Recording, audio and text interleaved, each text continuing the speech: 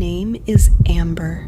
I was 23 when this happened, and at the time, I was working the overnight shift at a gas station about 15 minutes outside of town. It was one of those places that sat right off the highway, surrounded by fields on 3 sides and a thin strip of woods along the 4th. Not the kind of location that drew a lot of foot traffic past midnight, mostly truckers stopping for coffee, the occasional lost driver, and people who'd run out of cigarettes and didn't want to wait until morning. The job was simple, quiet. Most nights, nothing happened at all, and I spent the hours restocking shelves and watching whatever was on the small TV mounted above the register. I'd been working there about 8 months by that point, long enough to know every sound the building made. The hum of the coolers, the faint buzz of the fluorescent lights near the back, the specific creak of the front door when the wind caught it at a certain angle, long enough to stop thinking about those sounds. You get used to a place when you spend that many nights alone in it. You stop noticing things that don't change. That's probably why I didn't notice him right away.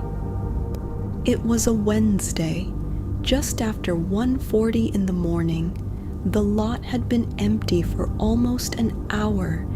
I was crouched behind the counter restocking the drink cooler when I heard the front door move. That creak I knew so well, but when I stood up and looked, no one was there. The door was swinging slowly back into its frame. I figured the latch hadn't caught and the wind had pushed it. That happens sometimes. I went back to what I was doing.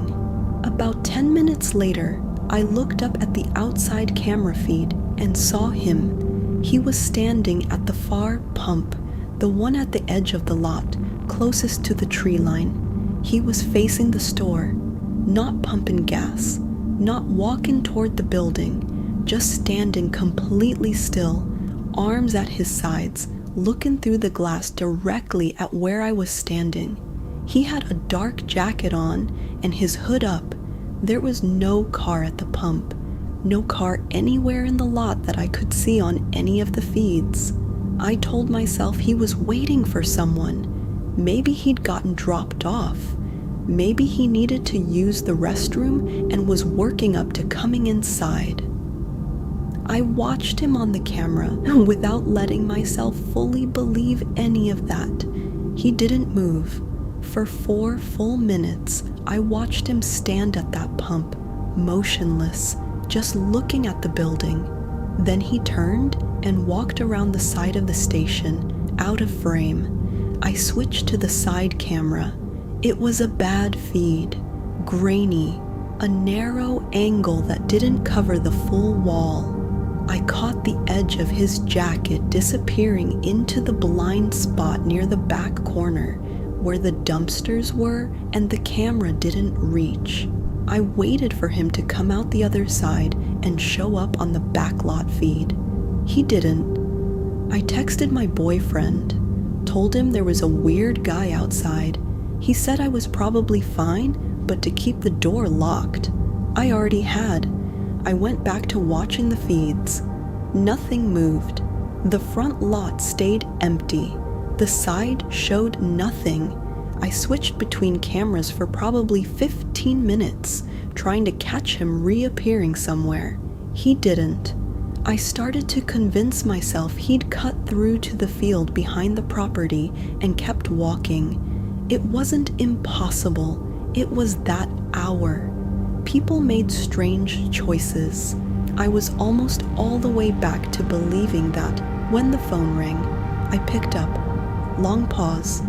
Then a man's voice, low, unhurried, like he had nowhere to be, said, "You look nervous." I hung up. My hands were shaking before I'd even set the receiver down. I stood behind the counter and did not move. I called my boyfriend back, and this time I didn't qualify it. I told him to come. He said he was 20 minutes away. the phone rang again. I didn't answer, then again, 2 minutes later.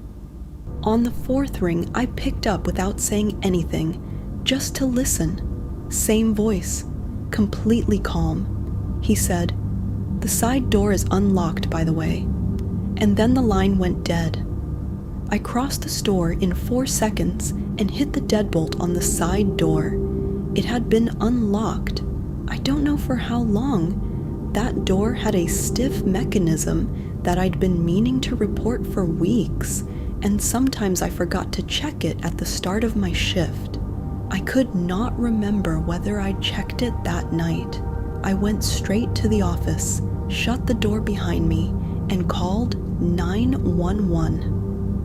While I was on the phone, I kept my eyes on the camera feeds on the small monitor on the desk. Nothing moved on any of them for the entire 12 minutes it took the officers to arrive. No sounds, no footsteps outside, just the hum of the coolers and my own breathing and the dispatcher's voice telling me to stay where I was. When the police swept the exterior, they found boot prints in the mud along the back wall. 2 separate sets. One that had come from the direction of the tree line and approached the building. One that had circled the entire perimeter at least twice, close to the walls, in the space between the building and the reach of the exterior lights. They found where someone had stood just outside the side door. The ground was soft there and the impression was deep, like they'd been standing in that spot for a while. They hadn't come in, but they had been right there, on the other side of the wall, at some point, while I was crouched restocking that cooler, thinking about nothing in particular. The calls came from a prepaid phone, never traced. No one was ever found. My manager called me the next morning and told me I'd probably spooked some drunk guy and that I should have handled it without getting the police involved because now there was paperwork. I stayed for 2 more weeks out of stubbornness, and then I quit. I think about the 2 sets of prints a lot.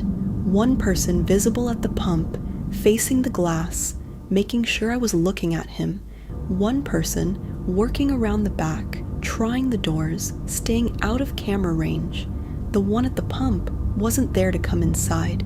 He was there so I'd be watching him instead of listening for the other one.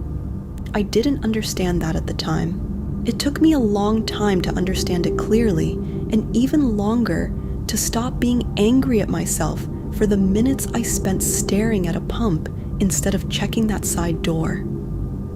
There's something about the phone calls that still gets to me more than anything else.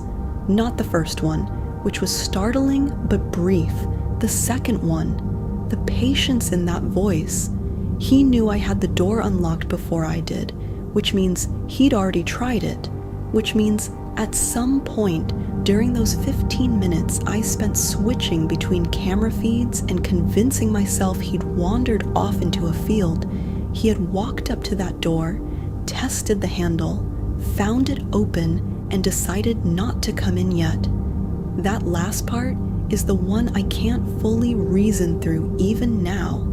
Not yet. Not when the call hadn't landed, maybe. Not when the setup wasn't complete. I don't know what they were waiting for. I've thought about that question so many times that it's worn a groove in the part of my brain that still chews on unresolved things. The manager's reaction bothered me for years in a way I couldn't articulate. It wasn't that he dismissed me. I expected some degree of that. It was the specific framing, probably just a drunk. Handle it without involving the police. Paperwork. Like the main inconvenience of that night was the documentation. I replayed that conversation a lot during the weeks I kept showing up for shifts afterward, standing behind that counter at 2 a.m., listening to the coolers hum. I kept thinking, he knows 2 people were outside this building, that one of them was close enough to test that door, and his response is paperwork. I don't know what I was waiting for him to say. But it wasn't that. I've worked nights since then. Different job, different industry, different circumstances. But I've never worked alone in a lit building surrounded by dark since that shift, and I don't plan to. That's not fear exactly. It's more like a specific and well-earned preference.